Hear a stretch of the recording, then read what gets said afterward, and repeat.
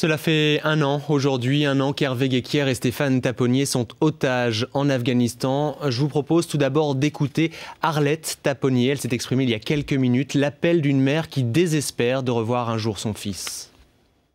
Nous ne pouvons pas nous permettre de perdre l'espoir, mais nous sommes en train de perdre confiance.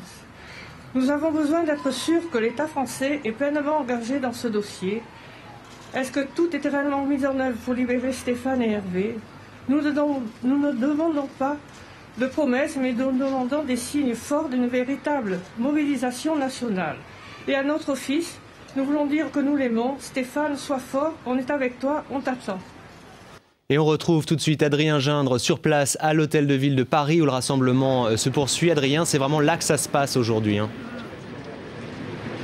Le rassemblement qui s'est achevé, un rassemblement d'une demi-heure, un petit peu plus de 200 personnes ici, avec ces mots en conclusion de Florence Aubenas, des mots de Florence Aubenas. Hervé et Stéphane, c'est l'histoire de deux types. À la fin, ils s'en sortent. Ça résume tout l'état d'esprit aujourd'hui. Un an, libérons-les. L'espoir, la volonté de croire que les choses vont s'accélérer, malgré tous les espoirs déjà déçus, les annonces faites par le gouvernement français plusieurs fois d'avancement des négociations et l'absence de résultats. Écoutez à ce sujet, Élise Lucet, c'est la présentatrice du magazine Pièce à conviction, pour lequel Hervé Guéquière et Stéphane Taponnier étaient partis en Afghanistan. Elle est au micro de Timothée Leblanc. C'est que c'est trop long, et qu'il faut que ça bouge absolument. Ça fait 5 semaines en gros qu'on nous dit que leur libération est imminente et on n'arrive plus à y croire, quoi, très franchement.